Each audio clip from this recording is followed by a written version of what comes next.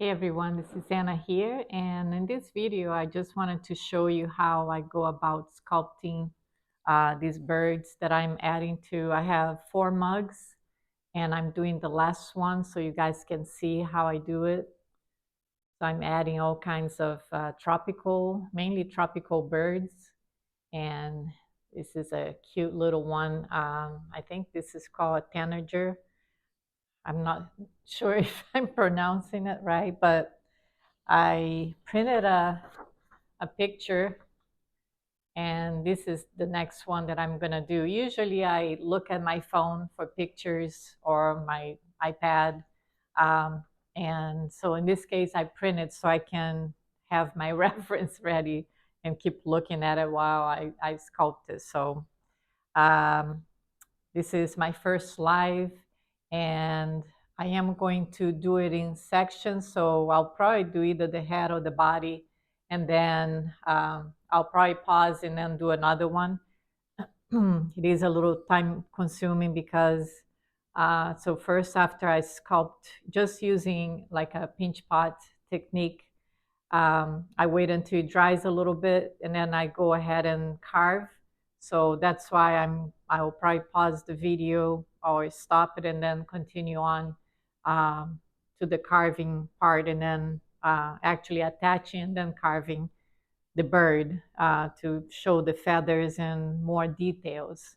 Um, and there are different ways that you go about making something like this. So you can make it solid and then carve the inside, so it's hollow because of the weight, so it's not as heavy.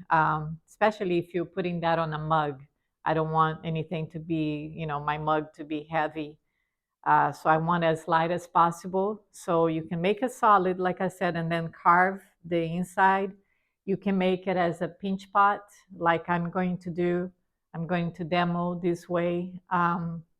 Or I've done it before where it's just wheel thrown, and then let's say the body, the body, you can make it almost like, if you look at this part of here of the body, to me it resembles like a little bottle shape.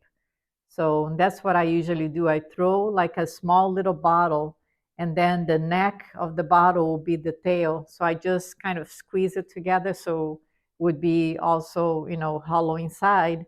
I squeeze the neck to make the tail, and then I just make a little pinch pot and add it to the bottom of the pot to the side like that. So that would be the head, and then just kind of blend it in so that you form your bird that way. So anyways, I'm going to zoom in so you guys can see, and I'm trying to see if I have my iPad here as well, and I'm trying to see if I can see comments at the same time as I am doing the live video, because this camera here is going to be over my work. So my iPad, it's in front of me here on the side. So I'm going to see if I can see the comments and be able to interact a little more than other times that I've done, like on Facebook and stuff. I used to do it, and it's just hard if you put the camera over your work. It's just hard to view the comments. So usually I couldn't view it. So we'll see this time. So I'm gonna keep my reference here. Again, this is what I'm going for here. Like I did this one. I probably won't be able to finish doing all the other stuff that I add later, the branches and the leaves, but I do want to show you the entire process. So like, that's what I'm saying. I might have to break it break it up into different videos for you to see the whole process. So I'm going to just cover this, and like I said, I just have one more mug for me to do.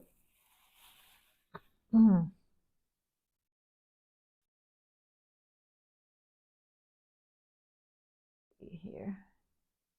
So I started already just making a little shape using tissue, just toilet paper.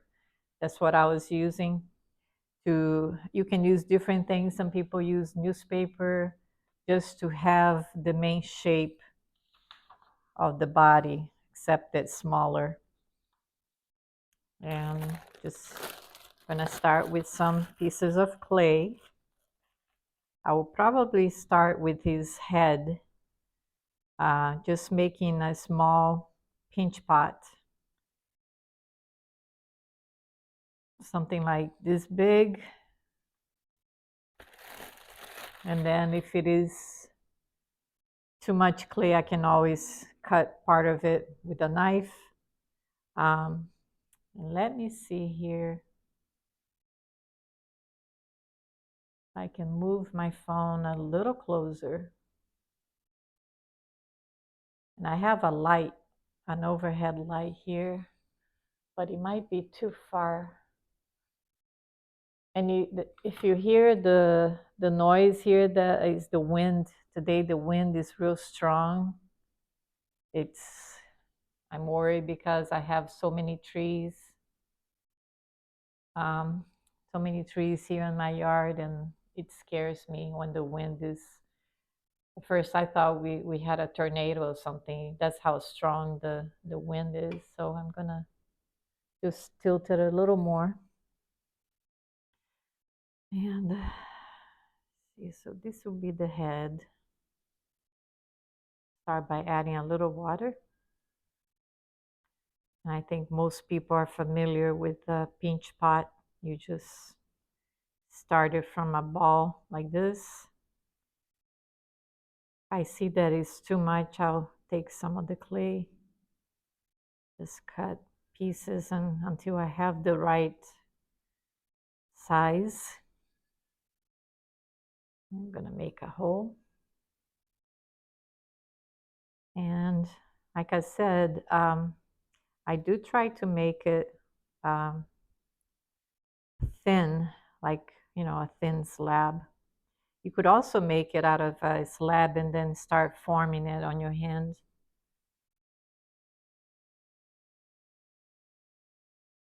I can already see that it might be a little bit too much clay here.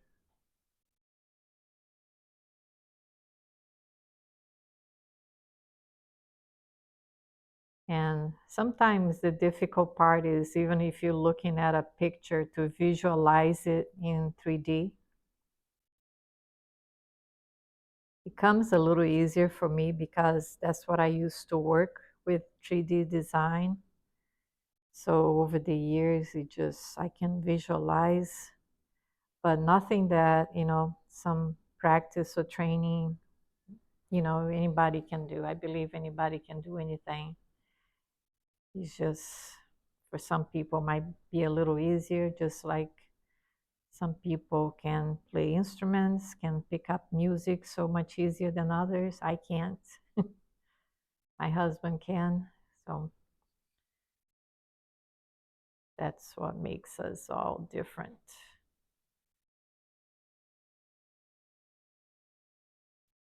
So this is about the size, I think. I'm just gonna cut this excess here.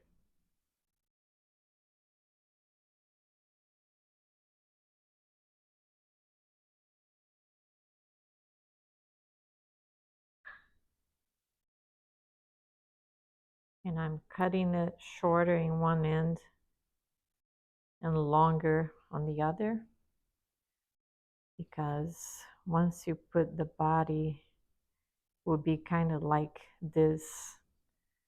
You're looking at this picture here. Oh, it's out of focus here. It's out of the camera. So the head, it's kind of like, I'm going to make the head so you can actually see the other side of the eye.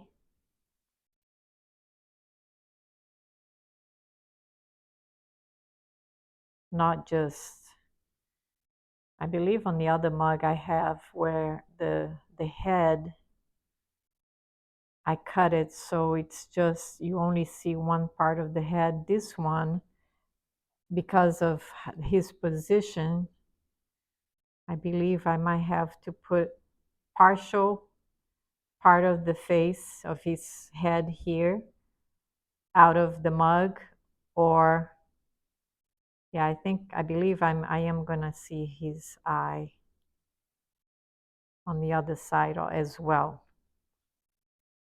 And I can show you later on, I'll show you the other mugs that I have. I have one that has a parrot. And the parrot, I only did about half of his body, maybe not even half, like a third, like his head, his shoulder, his wing. But because he's a larger bird, that's how I wanted anyways, to make it so I could paint more detail on him. Sometimes it's better to paint something larger than something small. I don't know if you guys paint, but that's what I'm finding, that it is a lot easier to paint something larger. So on this parrot, because I wanted to add much of the detail, the feathers, the face, his eyes, so I made him bigger, but then I couldn't fit him all, on the same mug. Let me see. Yeah, it's starting to be a little. So if it's something that starts getting bigger, let me see how I want to do this here. You can make a little. I'm gonna close it in a little, make him a little smaller, like so. And because the clay is so wet, I can close it in by overlapping slightly, one side on top of the other. And here you had more clay here. So you just kind of do it, as you do it, you start seeing what you need to adjust.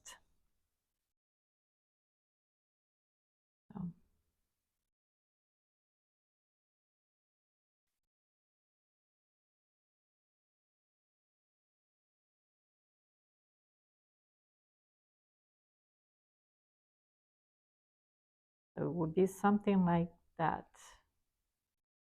And now the body, I'm going to do it.